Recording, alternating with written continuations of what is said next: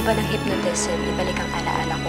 Depende sa pagka-open ng utak mo sa hypnotism. Kailangan mong subukan para malaman mo. Nakita mo na ba ang nakaraan mo? Wala akong nakita. Nagsasayang lang tayo ng oras. Pwede nating subukan ulit. Malamang meron lang traumatic experience na nakablock sa memories mo kaya hindi bumabalik agad. Hindi, huwag na lang, salamat. Andito si Ana tsaka si Karen. Babantayan ka muna. Babalik ako agad, ha? Kamusta naman ho si Uncle? May developments na ho ba? Oo, yung nagigising siya, parang may importante siyang gustong sabihin sa amin. Eh sabi ng doctor, that's a good sign. Very motivated daw siya. So madali siya makaka-recover. Nasa bingit din naman siya, di ba? Tutulungan ko lang siyang mamatay. Sige, gawin mo. Pero siguraduhin mo hindi siya mahihirapan. Ano, nagawa mo na ba? Sandali lang. Mahanap lang ako ng tiyempo. Wala nang oras. Gawin mo na. Ngayon na. Huwag mo nang patagalin pa.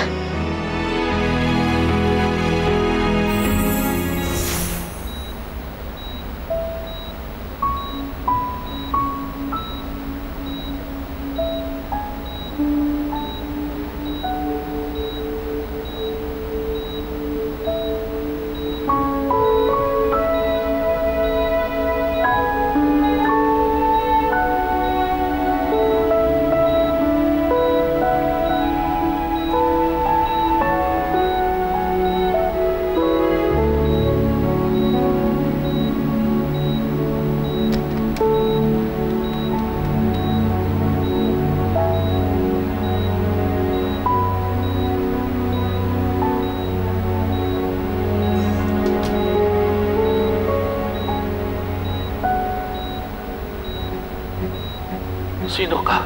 Anong kailangan mo? Karen, Ana, mga apo, gumising kayo.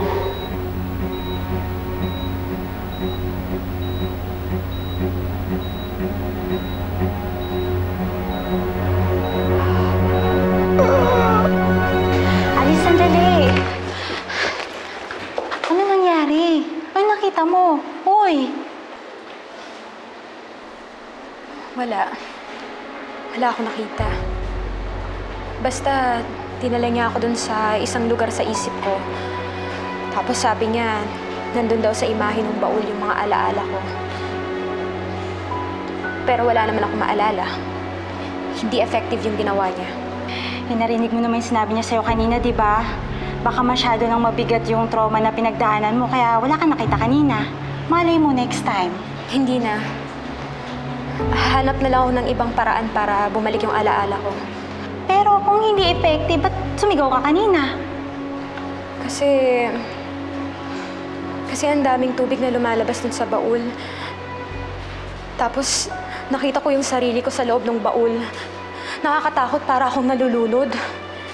Teka, di ba sa lumubog na barko na yun nawala yung alaala mo? Oo. Pero yun lang naman yung naalala ko eh. Yung pakiramdam ng nalulunod. Wala naman akong nakita.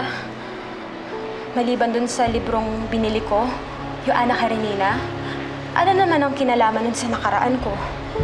Malay mo naman, nasa librong yun yung susi kung paano mababalik sa yung mga nawala mong alaala. Malay mo. Halika na, Alice, umuwi na tayo. Naku, huwag mo na isipin yun. Halika na.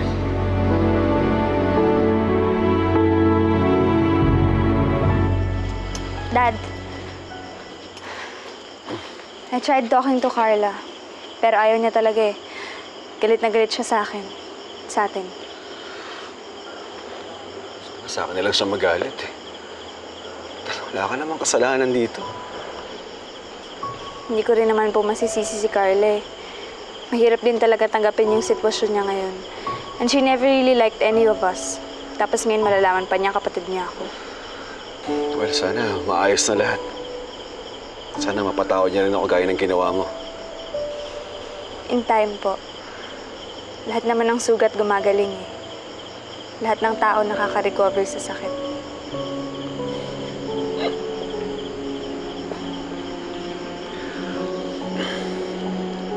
Siya nga pala, bumalik na si Auntie. Tapos pupunta siya ng ospital. Baka gusto mo sumabay. Sige po. Gusto ko na rin bisitahin si Lolo eh. Ililigpit ko lang po yung gamit ko.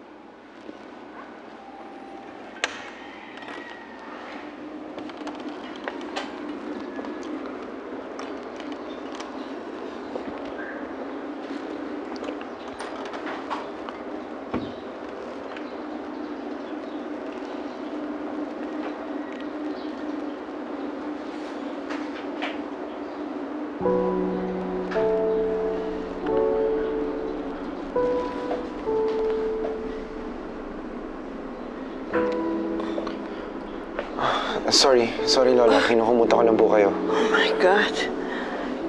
Nakatulog ako. I have to go back to the hospital. Naku Lola, mukhang antok na antok pa po kayo. Baka mahilo kayo niyan. No. I'm fine, Aldrin. Sure? Kailangan puntahan ko sa Sarnan. Hindi ako pwedeng mawala sa tabi niya. Sige po Lola, sasamahan ko po kayo. Gusto ko rin makita si Lolo eh. I'm sure gusto ka rin niya makita. Sige. Dahan-dahan lang Lola. Yes. Kaya niyo po ba talaga? Oo, kaya ko. Sige.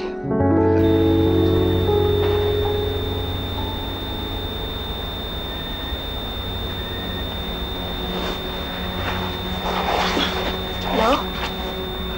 Ana, gising. Ana. Lo? Ano nangyari? Ano? Ano may nangyari kay Lolo? Lolo! Lo! Karen! Ano may nangyari sa kanya? Tumawag ka ng doktor! Dali, tumawag ka ng tulong! Lo! Magsalita kayo, Lo! Lo, tumingin kayo sa akin, Lo! Lo! Ana, bilis! Lolo! Lolo!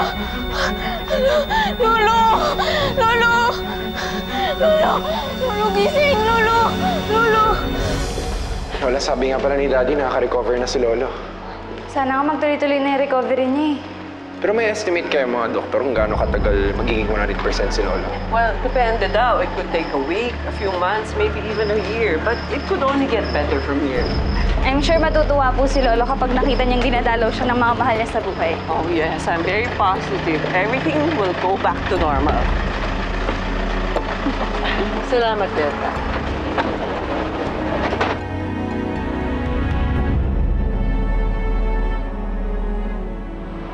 You still have me, Uncle. Your own flesh and blood. Hindi ko hahayaan na mawala yung pinaghirapan niyo ni Papa. Huwag mo akong bibiguin, Ruth. Yes, Uncle. I will make you proud.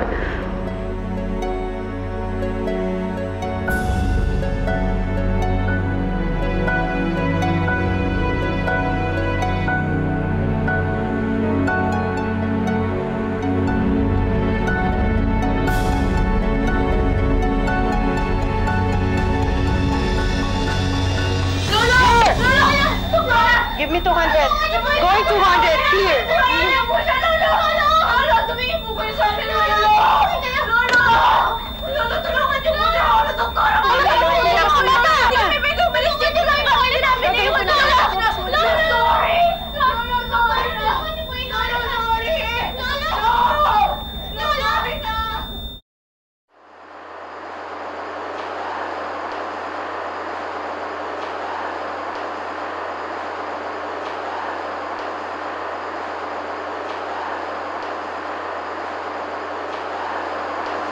I'm so sorry, Uncle. I'm so sorry.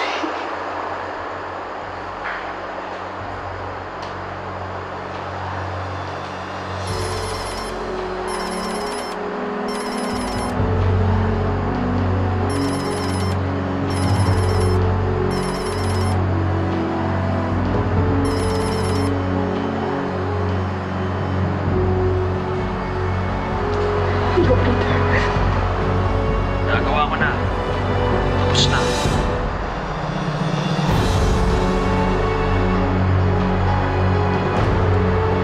Kita na tayo para sa bayan.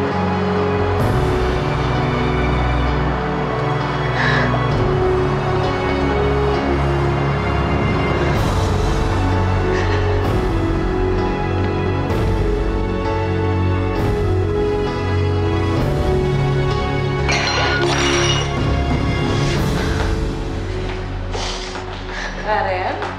Ana? Bakit nandito kayo sa labas? Nasaan ang lolo sir ninyo, ha? Bakit? Ano nangyari?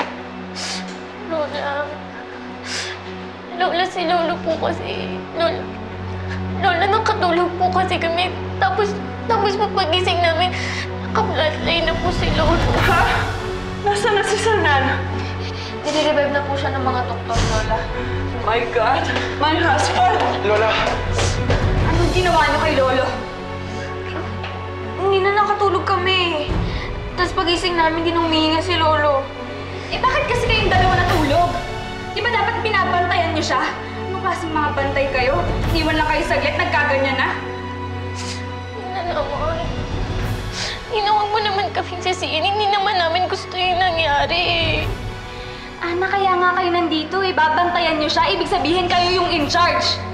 Kapag namatay si Lolo, kayong dalawang sisisihin ko. Nina, wala na kaming ginawa. Yun na nga, Karen eh. Wala kayong ginawa. Dapat nga kayo yung nagbabantay kay Lolo. Kung wala kayong silbi, magsiuwi na nga kayo. Basta kayo. Umuwi na kayo!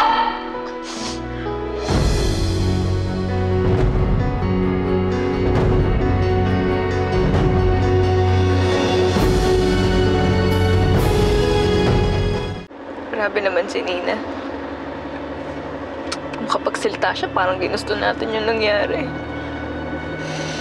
Totoo naman kasi yung sinabi niya, Karen. Kung hindi sana tayo natulog, walang mangyayaring masama kay Lolo. Karen, natatakot ako. Natatakot ako, Karen. Pag may nangyaring masama kay Lolo, hindi ko mapapatawad yung sarili ko. Lalo na ako, Ana. Mahal na mahal ko si Lolo. Kahit hindi niya ako tunay na apo, minahal niya pa rin ako. At hindi ko na kaya mawalan ulit ng taong mahal ko. Hindi ko kakayanin mawala si Lolo.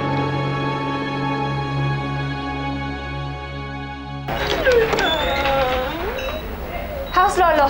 Oh, he's safe. He's safe. It seems he had a seizure. Kaya kailangan nating i-monitor siyang maigi para malaman natin kung may effect yung incident sa kanya. Nina, sana sina Karen at Ana. Kailangan nilang malaman na ligtas na si Lolo. Wala na. Pinauwi ko na. Buti na lang ligtas si Lolo. Sir, naroon ko iiwan. Hindi ko Lola. kaya. Hindi ko kaya. Lola. Sir, Nan. Gumising ka na, please. Lola. Please, gumising ka na. Hindi ko talaga kayang mawala ka. Lola, tama na po.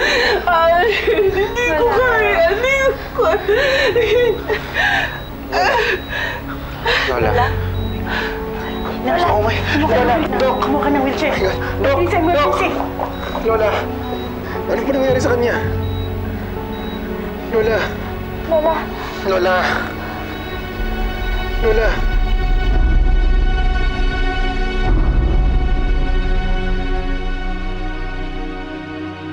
What do you mean he's alive? Akala ko okay na. Flatline na siya nung iniwan ko siya. Mali ko ba mabubuhay pa siya? I should have known na papalpak ka na naman. Hindi ko na nasagan dahil magigising yung Karen. Kung wala doon yung mga apo, di sana solve na yung problema natin. Eh, paano ngayon yan? Kailan ka ba makakakuha ulit ng tiyempo? Narinig ko ang doktor. Critical ang kondisyon niya. Malay mo, patuluyan na siya. Cannot leave anything by chance. Umalis ka na dyan. Mahirap na. Tatawagan na lang kita ulit pag nakaisip na ako ng ibang plano. Sino yung kausap mo? Sino yun? Problems at work. Yung mga investors nag-aalboroto dahil nalaman nila yung nangyari kay Uncle. Inaayos ko lang. May nangyari kasi sa ospital eh. Si Uncle daw nagka-seizure tapos si Auntie nag-collapse sa sobrang stress.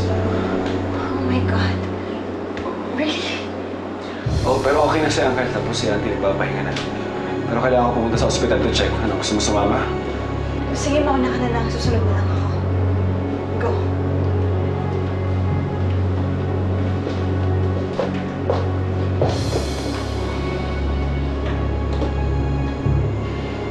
Buisit. Sinira na naman ang mga anak ka rin nila ng plano.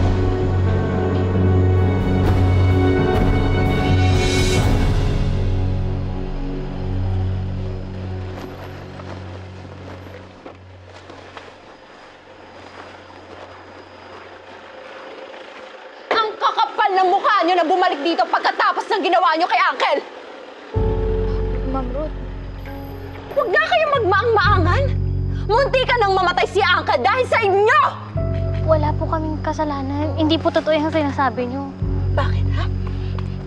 May kriminal ba na umaamin na nagkamali sila? Ang kakapal ng mukha niyo. Pagkatapos kayong patuloyin dito sa bahay, pagkatapos kayong pag-aralan at bigyan ng magandang buhay, eto pa ang ipapalit ninyo? Ha? Papatayin niyo. Ay, Ma'am, teka lang po, Ma'am! Ma'am, wala po kaming kasalanan. Malinis po yung konsensya namin. Hindi po namin kayang gawin kay Lolo yun. Ay, nagawa niyo na nga eh! At walang kapatawaran ng ginawa ninyo. Kaya umalis na kayo! Wala nang kukontra sa akin ngayon sa pagpapalaya sa inyo. Kaya hala, sige! Alis! Pero Tita Ruth... Don't Tita Ruth me! We're not related! At hindi kayo totoong mga Monteclaro. Simula ngayon, wala na kayong karapatan sa bahay na ito. Kaya lumayas na kayo. Lumayas, sige!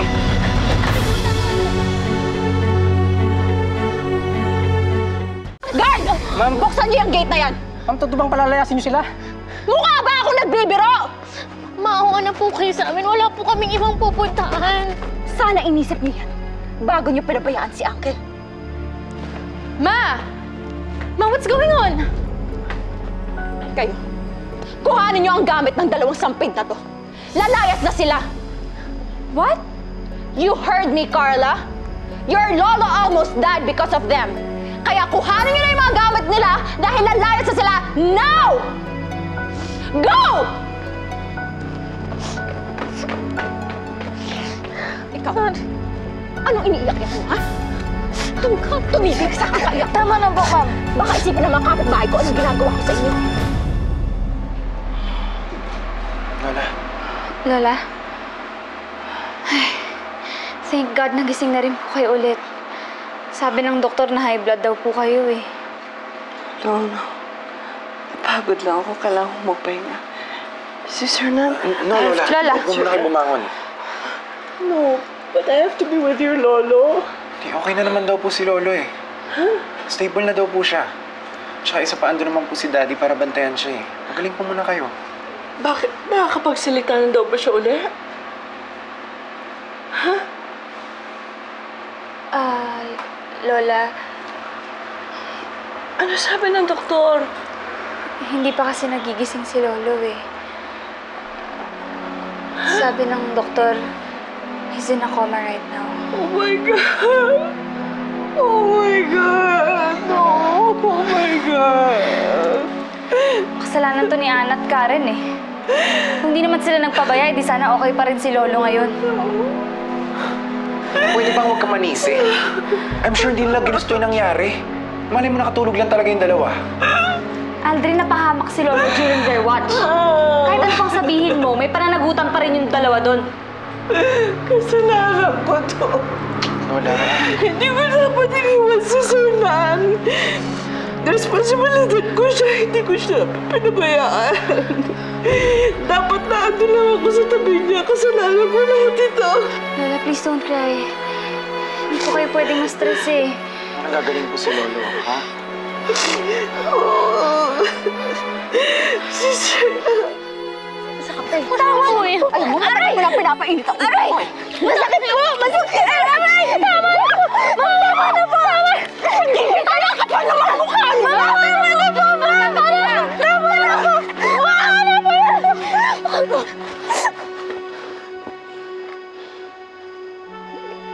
Manang Berta, Ma'am, itapon niyo na yung gamit nila sa labas.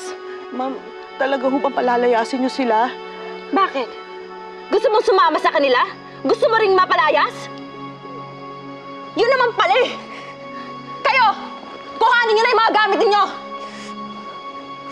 Gusto niyo kalagkarin ko pa kayo? Bilis! Ma'am! Yung bag mo. Akin na yung bag mo.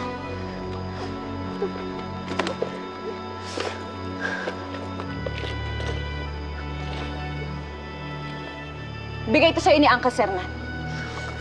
Kaya babawiin ko na. Ikaw, anong laman ng bag mo?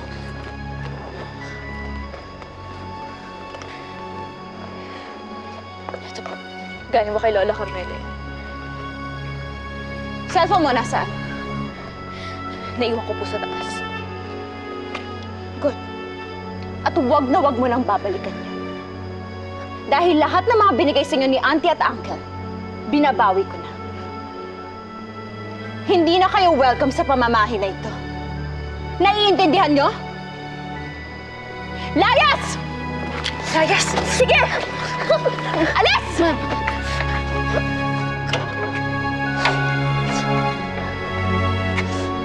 Ayoko na makita ang mga pagmumukha nyo dito. Huwag na kayong babalik! Manang Berta, ikaw, Beth, Benji, guard! Ma'am. Halika kayo lahat dito. Simula ngayon, wala nang magpapapasok sa Ana at Karen na yan. Oras na malaman ko na isa sa inyo ay nagpapasok sa kanila, lahat kayo palalayasin ko. And one more thing, walang makakaalam ng nangyari ngayong gabi. Dahil sina Ana at Karen ang kusang lumayas dito. Naiintindihan nyo? Sagot! Opo, ma. Bumalik na kayo sa mga trabaho ninyo.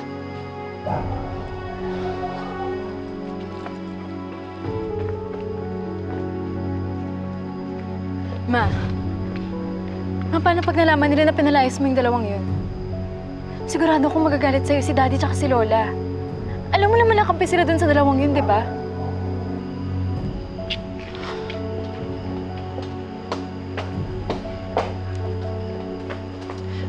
Bingi ka ba? Hindi mo ba narinig yung sinabi ko kanina? Di ba ang sabi ko kapag may nagtanong, sila ang kusang lumayas. Hindi ko sila pinalayas. And do you think na maniniwala sila doon, Ma? Carla, it's our word against theirs. So we just have to stick to our story. Ikaw na maghawak niyan. Magbibihis lang ako. Saan ka pupunta, Ma? Sa hospital. I'm gonna make sure na hindi makakapagsumbong yung dalawang yan. At sisiguraduhin ko that they'll be out of our lives for good.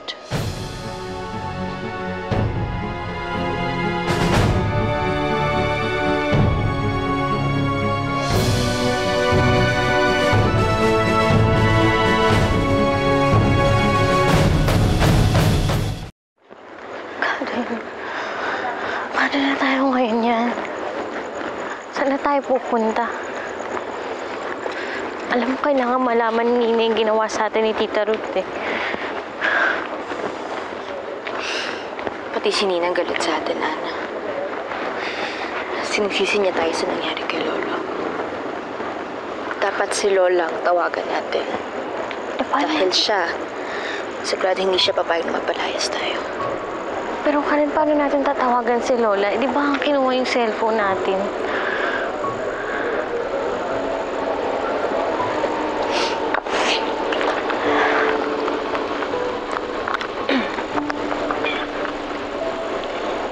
Oh, akala ko naiwan mo yung sa'yo. Tinago ko. Nagsinungaling ako. Yun nga lang, lobat siya.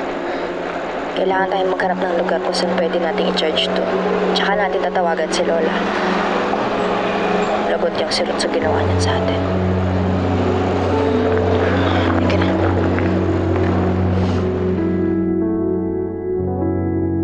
Mom! Outside. Mom. Where's Auntie? Si Auntie nasa kwarto nagpapahinga. Si Uncle naman dinala sa ICU para mamonitor na mabuti. Okay. Umuwi na lang muna kayo. Ako na bahala magbantay dito. May mapasok pa kayo bukas. Sina Ana at Karen po, kamusta na? Did they get home safe? Wala na sila sa bahay. What? Well, they blamed themselves for what happened here. So ayun, umalis sila. At hindi na nagpapigil.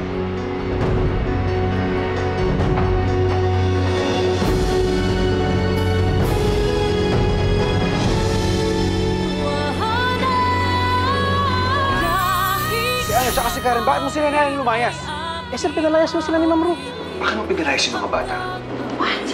Sinasabi mo lumayas sila? Sabi nung guide ko daw nagpalayas sa kanila. Saan naman sila pupunta? Si Ana nasa probinsya na yung nanay niya, tapos si Karen wala namang ibang uuwian mo.